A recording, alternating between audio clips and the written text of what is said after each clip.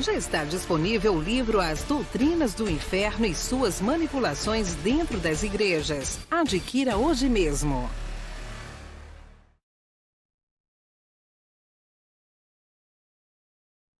Olá, abençoados! Graça e paz! Bem-vindos ao canal da Graça Pura. Me chamo André Pimentel. Bom, se você não se inscreveu e para não nos perder de vista, se inscreva hoje mesmo. Deixa o seu like, que já sabe que vem coisas boas. Comentem à vontade. Hoje vamos ter um tema muito importante, tá? Porque é o período de transição que vamos ver agora entre lei e a graça, né? De igual maneira também eu preciso falar são as nossas apostilas, tá bom, abençoado? E todas as nossas mensagens estão em apostila. André, para que servem as apostilas? A apostila serve para você, meu irmão, para sua vida, para que você venha ter mais base, para que você, quando alguém falar sobre a graça, você tenha argumento, você diz onde está escrito, por que foi escrito, por quem foi escrito, em que data foi escrito. Porque às vezes o abençoado vem ali com uma pergunta, aí o irmão não sabe responder. Vem com outra pergunta, o irmão não sabe responder. Então, é por isso que foi criada essa apostila, tá bom? As apostilas sobre os assuntos em graça são um recurso indispensável para todos aqueles que desejam aprofundar seus estudos na tradição bíblica. Elas apresentam de maneira clara e objetiva as principais ideias e conceitos dessa interpretação textual contemporânea, abordando desde as origens históricas até as aplicações práticas em nossos dias. Com as apostilas, você terá em mãos um material completo e de qualidade, que irá enriquecer sua compreensão sobre a relação entre Antigo e Novo Testamento, a ressurreição dos mortos, a destruição do Templo de Jerusalém e muito mais. Não perca a oportunidade de adquirir esse valioso recurso e aprimorar seus estudos bíblicos. Adquira a sua agora mesmo. Vamos então aí à cereja do bolo, né? Meus queridos, houve um período na primeira era da igreja que é muito importante para todos nós até os dias de hoje. Foi o período de 40 anos, conhecido como o período da transição. Esse período se deu ali entre o levantar do ministério de Jesus, né, de Yahshua, quando ele completou 30 anos, o ministério de Jesus teve 3 anos, até que ele foi crucificado, passando por sua morte, nesse período passando por sua morte, sua ressurreição, o Pentecostes, que ficou conhecido como a descida do Espírito Santo, a pregação dos 2 evangelhos no mundo daqueles dias, e foi até a derrubada do templo no ano 70 ali, da primeira era cristã. Então, basicamente, era a mudança do antigo pacto para o Novo Testamento, na interpretação desses ensinamentos. De acordo com essa interpretação e ponto de vista, todos os acontecimentos proféticos previstos pelos profetas do Antigo Testamento teriam sido cumpridos durante esse período de 40 anos. Então, nesse período, os cristãos acreditavam que estavam vivendo uma transição muito importante, pois o ministério de Yahshua havia chegado ao fim e eles estavam sendo preparados para uma nova realidade espiritual. Durante esse período, as profecias bíblicas foram interpretadas de maneira simbólica e espiritual, e não literalmente, como hoje faz o sistema religioso, futurizou toda essa história para os dias de hoje. Então, esse período de 40 anos, queridos, ele é visto como um período crucial na história da igreja primitiva e é importante para entender a evolução do cristianismo e como ele foi sendo mudado do princípio, né, quando saiu de lá, ao longo do tempo. E o que vamos ver nessa mensagem é ver alguns textos que ainda parecem estar muito obscuros para muita gente em graça e trazer luz a esses assuntos. Então, queridos, é por isso que eu falo, vem para a graça que eu te explico. Agora é a hora da palavra.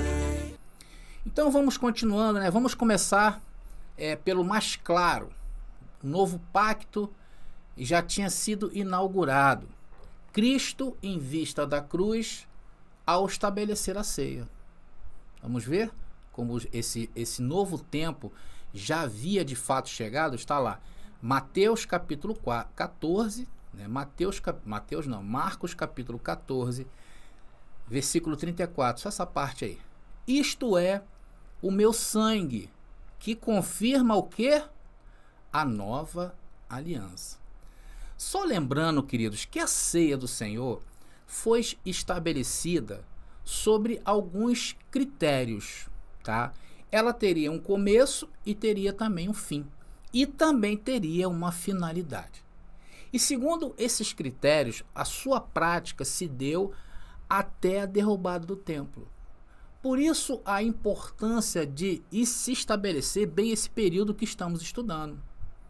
Irmãos, os tempos eternos, que é a nova aliança, não apenas foi inaugurada, mas a obra expiatória de Jesus foi concluída e ele foi o seu fiador, como mostra aqui os versículos em Hebreus, no capítulo 7, versículo 22 e depois Hebreus capítulo 8, versículo 6. Está ali dizendo, por causa desse juramento, né, Jesus é fiador, aquele que garante de uma aliança superior. Agora Hebreus 8,6 diz, agora porém Jesus, nosso sumo sacerdote, recebeu um ministério superior, olha aí, pois ele é o mediador de uma aliança superior baseada em promessas superiores. Glória a Deus. Percebam, irmãos, a grandeza desses versos ao falar de algo que nunca ninguém havia vivido desde Adão. Irmãos, eu costumo dizer que a ideia de Deus, atenção, a ideia de Deus nunca foi levar o homem para frente, né? Levar o homem adiante, né? Não, a ideia de Deus sempre foi levar o homem ao início, ao passado, levá-lo à condição de Adão sem a transgressão. Ou seja, uma comunhão perfeita. E desta feita, sem haver a árvore que faria o homem de novo a cair em seu erro. Então eu costumo dizer que Deus ele leva o homem a essa condição hoje, no seu reino. Então esse restabelecimento é notado quando Paulo indica que estamos perfeitos. Paulo não fala que nós estamos perfeitos? Não fala isso? Se não me engano, acho que é em Colossenses. Né? Porque o propósito das alianças, atenção, sempre foi estabelecer uma relação de comunhão com Deus. Mesmo a antiga aliança, que era a lei de Moisés, ela visava isso, restabelecer a comunhão. Tá? Na antiga aliança, na lei, isso se tornou impossível. Porque a carne estava enferma por causa da transgressão original de Adão. Conforme aponta Paulo em Romanos capítulo 8, e vamos ler esse versículo que é muito importante para nós entender muito bem que a lei também visava o homem a essa comunhão, a essa perfeição. Está ali. Porquanto o que era impossível à lei, visto como estava enferma pela carne, está vendo aí? Então eles lá não alcançaram o que você hoje, meu irmão, alcançou, que acabei de falar para vocês em Hebreus, que vocês vivem, nós vivemos, um pacto de superiores promessas. Por isso, meu irmão, que você é especial. Eu quero te pedir, irmão, se você se acha especial, deixa aí no chat, escreve, eu sou muito especial, porque é isso que você é. Sabe por que você é especial? Vou colocar agora a parte B desse versículo. Olha só como é que você é um tremendo de um especial. Tá aí. Parte B diz ali. Deus, enviando o seu Filho em semelhança da carne do pecado, o que ele fez? Pelo pecado, condenou o pecado na carne. Viu o que Cristo fez? Ele costurou o pecado na carne. Porque a carne não tem representatividade nenhuma para Deus no pacto de maiores e superiores promessas que são os tempos eternos que nós estamos vivendo. Tudo o que você faz hoje está costurado na carne. Agora você tem que dominar-se, porque o que você faz hoje, o que você comete hoje aqui, você vai sofrer. Ou seja, o pirão que você fizer, você está obrigado a comer. Agora, com Deus, tu tem um fiador, meu irmão. Veja como o Pai te enxerga. Colossenses capítulo 2, versículo 10. Está ali, ó. Conforme eu falei, né? E estáis perfeitos em quem? Nele, que é o quê? Que é a cabeça de todo principado e potestade. Você está nele, meu irmão? Ele é a cabeça. Então você está perfeito. Ainda que tenhas uma carne em debilidade, ainda que tenha uma carne sujeita a fraquezas, ainda que tenha uma carne viciada em coisas erradas.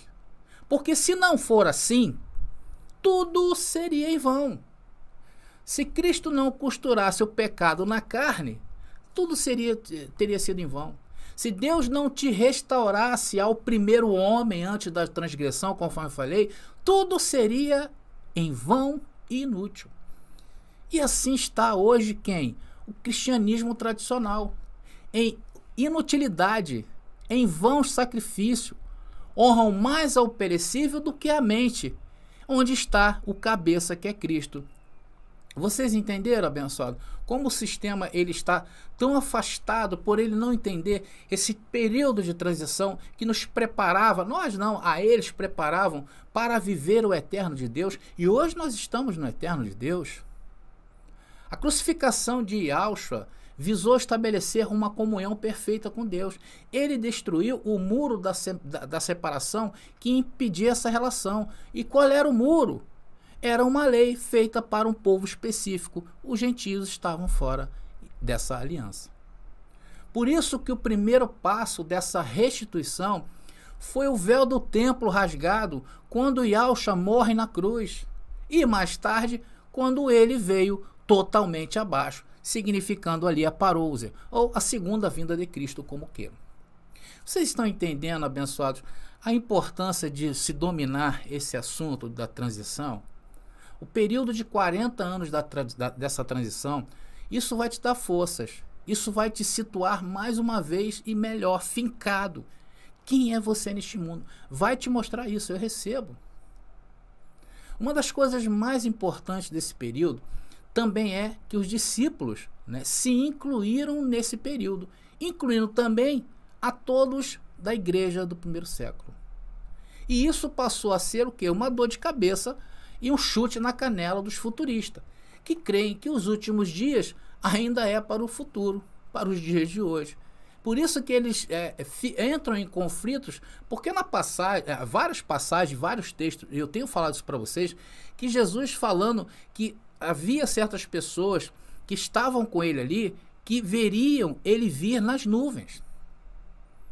Vamos ver uma dessas passagens, não dessa passagem específica, mas vamos ver aqui uma que João, na primeira carta do discípulo João, capítulo 2, versículo 18, diz: filhinhos, é a última vez. Tem versões que falam a última hora, último tempo ou último segundo. Tá? É a mesma coisa. E como você ouviu que o anticristo está vindo, agora muitos anticristos surgiram. Por isso, sabemos que é a última vez. Irmãos, sinceramente, lendo um texto deste aí, qual a sensação que te dá? Que isso se daria 2000 anos depois? Reflita. Que isso pode ser aplicado aos dias de hoje? Irmãos, isso descarta qualquer hipótese que isso aí, esse texto se refira a muitos séculos no futuro. Inclusive, eu vi essa semana uma montagem, era a imagem, foi até engraçada, Era a imagem de Jesus em cima de um caramujo, anunciando que ele vem em breve, Alguém lá que, criticando o futurismo, colocou Jesus ali. É claro que é a imagem de Jesus que ele supõe ser Jesus, É uma suposição. Colocou ele em cima de um caramujo. O caramujo, você sabe que anda ali bem devagarinho. Ou seja, isso virou uma chacota. Por isso que até os judeus hoje da atualidade não dão créditos a esse cristianismo moderno. É muito difícil um judeu se converter a esse cristianismo. Porque, na verdade, eles sabem que aquilo ali é uma deturpação da palavra, tanto do Novo Testamento, onde eles contestam muitos erros, como também das profecias do Antigo Testamento. E aqui nós vamos aonde? No passado, para entender o futuro daqueles dias. E quando olhamos para o futuro daqueles dias, quando o povo falava sobre o futuro, nós não conseguimos enxergar depois do ano 70 nada bíblico que venha a ser cumprido. Irmão, Se aceitarmos que versos iguais a este se refira aos dias do futuro de hoje, seria uma total contradição e um ataque contra a Bíblia em seu tempo. Irmão, o problema, deixa eu voltar aqui com a minha imagem. Irmãos, o problema está quando se entende alguma coisa referente a futuro na Bíblia, não significa o futuro de hoje, era o futuro daqueles dias. Mas essa confusão a gente até tem que entender, tá? Porque os irmãos do sistema religioso faz em relação a essas coisas. Por quê? Porque há muitas passagens que diz que essa é uma realidade bem próxima. Existia, por exemplo, vou colocar aí alguns versículos que parece que se contradiz, né? Uns dizendo que o reino de Deus já havia chegado, uns dizendo que ainda havia de vir. Afinal, qual era essa, por que havia essa, vamos dizer assim, a nossa vista, né, olhando assim grossamente, que eu vou explicar por que acontecia isso, porque parecia assim destoar um do outro. Vamos começar então em Lucas capítulo 16, versículo 16. Lucas capítulo 16, versículo 16. Nós temos muitos versículos para apresentar a vocês hoje nessa mensagem. Vamos aí, vamos correndo, vamos devagarinho. Até a chegada de João, aí no caso é o Batista, tá? João Batista, a lei de Moisés e a mensagem dos profetas eram seus guias. Agora, porém, as boas novas do reino estão sendo anunciadas e todos estão ansiosos para entrar. Então, abençoado, você vê que as boas novas estavam sendo anunciadas, tá? Então, isso é um posicionamento. Então, o texto afirma também que o povo já estava ansioso quanto a este acontecimento, dando a entender que estava próximo. Agora vamos ver outra referência, Mateus capítulo 4, versículo 17. Mateus capítulo 4, versículo 17 diz o texto. A partir de então, Jesus começou a anunciar a sua mensagem. Arrependam-se, pois o reino dos céus está próximo. Então Jesus é bem claro, está próximo. Nós já vemos em outras passagens dizendo que o reino de Deus já estava presente. Lucas capítulo 17, versículo 20 e 21. Veja bem como é que esses textos vão aparecendo, né? Que há uma incoerência, né? Uma inconstância entre eles. Afinal, vai vir, está anunciando ainda. Vamos lá ler. Certo dia os fariseus perguntaram a Jesus, quando virá o reino de Deus? Jesus respondeu, o reino de Deus não é detectado por sinais visíveis. Não se poderá dizer, está aqui ou está ali, pois o reino de Deus já está entre vós. Então aqui, abençoado, você veja que já fala que já está entre eles. Nós vemos em versículos que é anunciado como algo para entrar, em outro vemos que o reino já está entre eles como agora. Isso para o sistema religioso é muito confuso. Eu acredito que até mesmo para muitos em graça. Por isso que nós precisamos entender muito bem esses versículos. Vamos ver agora o Senhor ainda pedindo o reino. Vamos ver? Naquela famosa oração do Pai Nosso. Está ali, Mateus 6,10 diz, venha o teu reino, seja feita a tua vontade, assim na terra como no céu. Irmãos, na verdade, isso causa uma certa confusão. Porque há trechos em que diz que o reino ainda virá, e em outro vemos que o reino já se faz presente.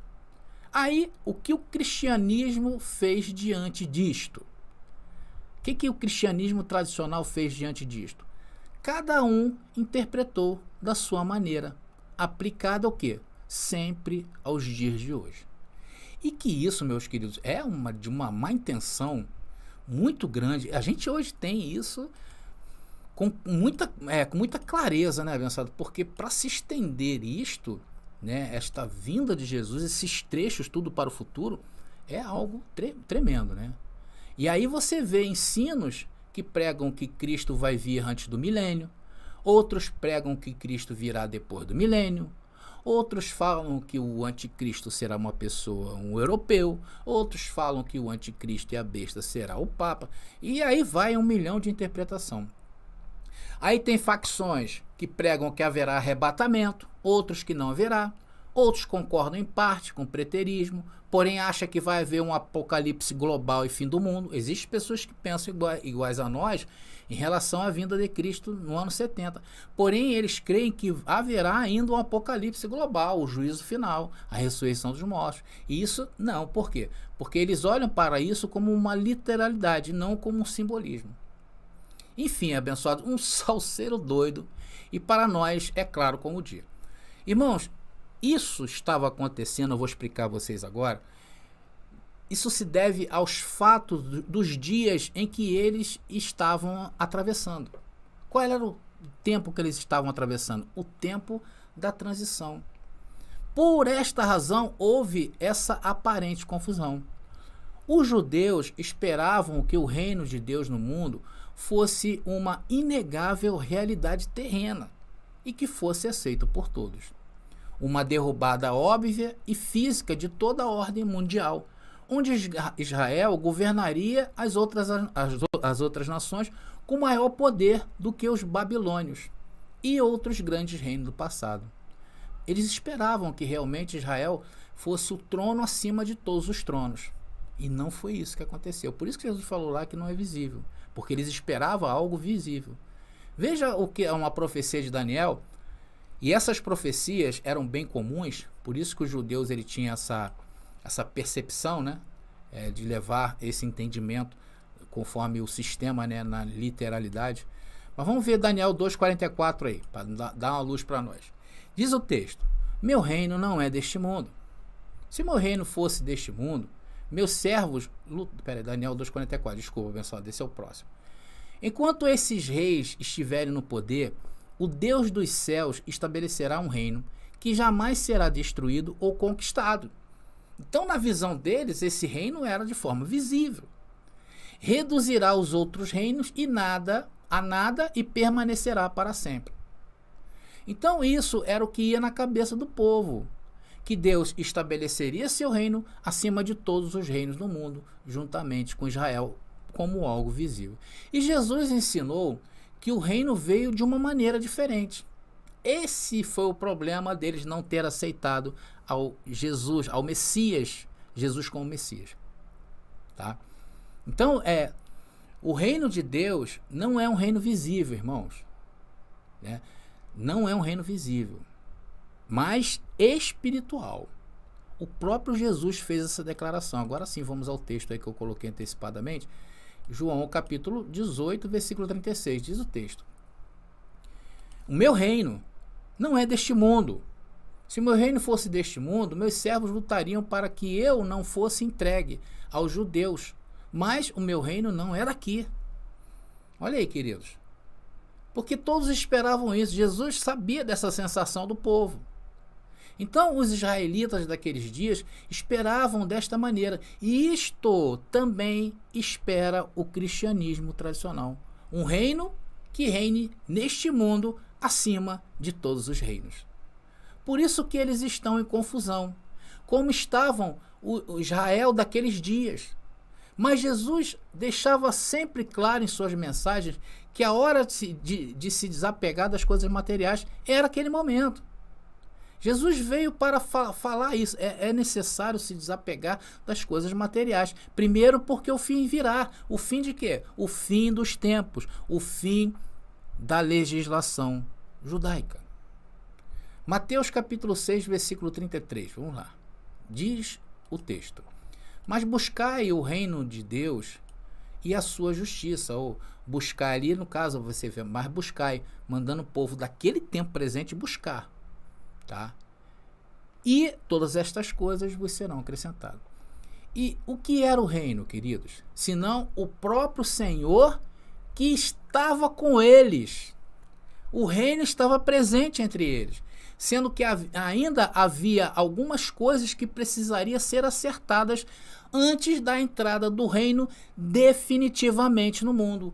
Por isso que Jesus usava sempre esse termo, né? Dizer, já é chegado, já está entre vós, porque ele era o reino. Hello? Estão pegando aí, abençoados, estão pegando aí essa mensagem. Amados, como por exemplo a sua morte, a sua ressurreição. Faltava acontecer isso. Avisar aos gentios que agora eles fariam parte do seu reino. E dizendo que o seu reino nunca seria visível no mundo, como esperam todos. E nisto, o Senhor começa a mostrar o que agradava a Deus de verdade. E não era o acúmulo de bens terrenos, e nem obras de sacrifício como a lei exigia, e sim o espiritual. Então aqui começa a haver uma desigualdade muito grande entre o que o povo lá acreditava e entre aquilo que Jesus estava falando. Lá em Mateus, capítulo 23, nós já vimos outras vezes aqui, mostra a ruptura de valores que Israel estava cometendo e acusa os príncipes, né, que eram os sacerdotes, o sumo sacerdote, né, a cúria judaica daqueles dias, né, os sacerdotes, sumo sacerdote, que eram os governantes, eles eram os governantes daquela época sobre Israel, tá? Porque Israel era uma nação religiosa. Então aqui em Mateus capítulo 23, eles são acusados de conduzir uma espiritualidade cínica e corrupta em busca do próprio benefício e exaltação própria. Irmãos, qualquer semelhança com o que vemos hoje do outro lado lá, tá? É mera coincidência, tá? Não é mera coincidência, não. Eles acrescentaram ainda mais rituais à mesma lei de Moisés, eu já falei sobre isso, né? Para se mostrarem ainda mais piedosos e exigia que os demais também a praticassem, ou seja, eles começaram a acrescentar pontos na lei para trazer mais opróbrio ao povo. Ao praticar e difundir esta forma de espiritualidade, o que eles estão fazendo na realidade? Estão aprisionando o povo. Quanto mais carga tiver em cima do povo, mais o povo fica aprisionado. Veja o que diz lá em Mateus, eu separei isso aqui, Mateus capítulo 23, versículo 4. Veja o que diz o texto. Tá aí. Amarram fardos pesados e difíceis de carregar, e os puseram nos ombros dos homens, mas não querem movê-los nem com um dedo. E Alcha critica como eles se apoderam do dízimo, né? Eles esquecem do principal, está lá registrado em Lucas capítulo 11, versículo 42. E com isso os fariseus são acusados de fechar o reino dos céus diante para que os homens não ultrapassassem.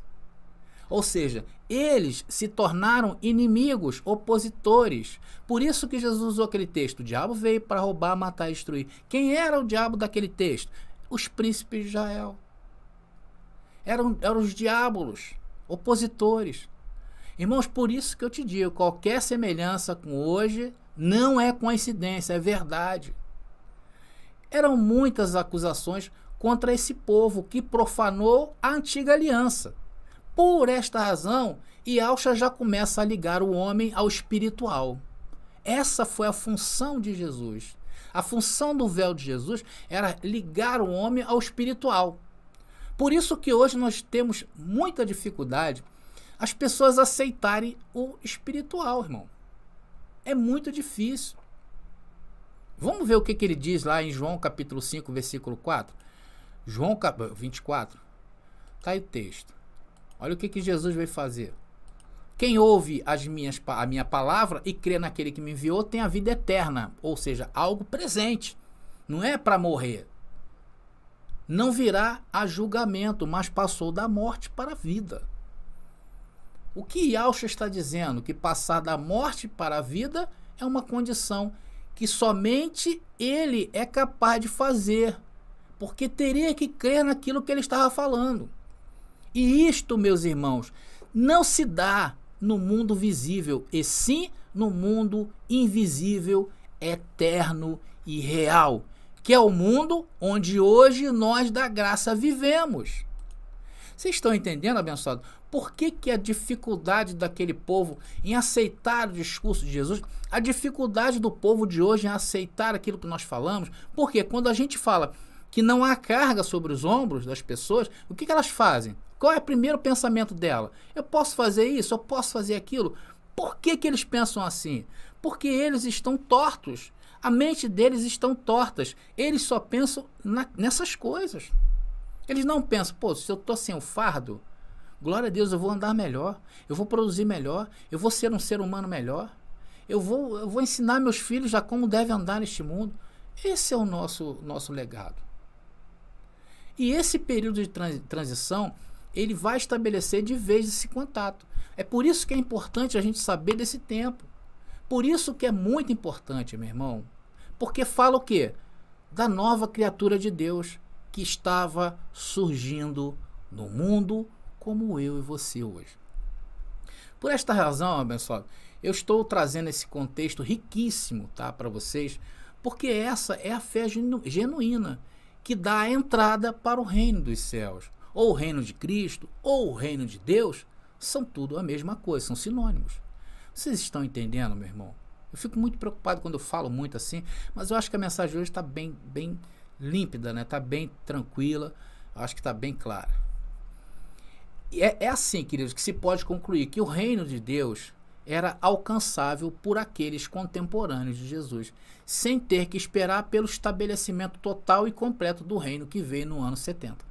Era possível, porque Jesus era o reino. Tá entendendo? E depois Paulo é revelado sobre o reino dos céus, em contraste com o terreno, porque o terreno estava acabando. A lei estava sendo tirada, a lei que foi para toda a humanidade, todos os judeus, né, todo o povo de Israel, ela estava sendo encerrada, e era uma lei que visava as obras da carne. Olha o que Paulo fala em Filipenses, capítulo 3, versículo 20. Filipenses, capítulo 3, versículo 20, diz o texto, só a parte A. Mas a nossa pátria está nos céus. E que céus é esse, meu irmão? Que céu é esse? Será que é o céu acima das nossas cabeças? Como as pessoas ficam, né, olhando para o alto. Será? Não, não é isso não. É na nossa mente. É aí que tem que se desenvolver todo esse reino. Por isso que muitos precisam ser despertados da nossa função no reino, que é ser o condutor fiel dessa palavra, para que as pessoas enxerguem o que você, meu irmão, enxerga. E assim vamos o quê? Transformando o mundo. Não é transformar o mundo pela política, igual eu vi há muitos dos nossos irmãos hoje em graça caindo nessa arapuca. Não é transformar o mundo apontando que isso é sistema, que isso não é sistema. Se tem reunião com ajuda em dinheiro para pagar, é sistema. Se tem livro, apostila, é sistema. Se pensa assim, é sistema. Se não pensa assim, não é sistema. É algo muito mais profundo do que se imagina. E você tem participação e culpa nisto, meu querido. Porque a sua culpa será de tirar das garras do sistema religioso essas pessoas. Agora vai exigir de ti o quê? Que você se aculture, que entendas, que queira ser o culpado da mudança do mundo, da vida das pessoas. Não é o mundo, é as pessoas. Você está entendendo, meu irmão? Eu estou fazendo a minha parte. No máximo que eu posso. Chega a ser muito cansativo isso. Tá? Mas eu estou aqui para isso. Está aí o livro, né? Entregue a vocês. Está aí o livro. Está vindo aí também, é até bom falar nisso, a tradução do Novo Testamento da Textus Receptus, uma versão abandonada desde o século passado, principalmente quando entrou no mundo essa heresia do arrebatamento secreto, que é algo novo que eu já expliquei para vocês. E essa Textus Receptus, ela derruba essa ideia. Estão aí as apostilas.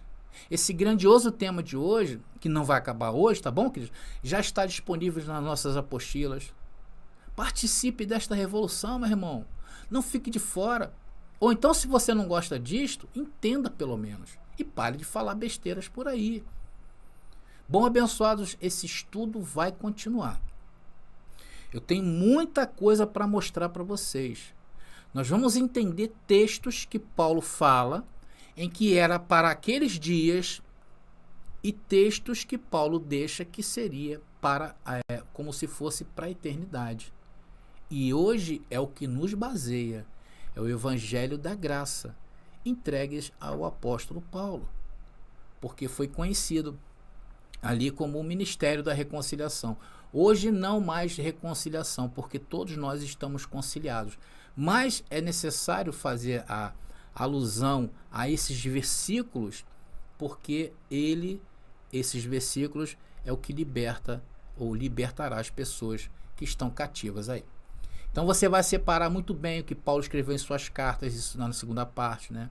Você vai ver, você vai entender que a aliança feita aos judeus foi única, atenção, isso é muito importante, tá? E que a graça não é uma segunda parte dessa aliança, não. Eles tiveram uma aliança especial só para ele. Tá? O que houve com o Antigo Testamento, com os judeus, foi única e não será mais assim. Tá bom?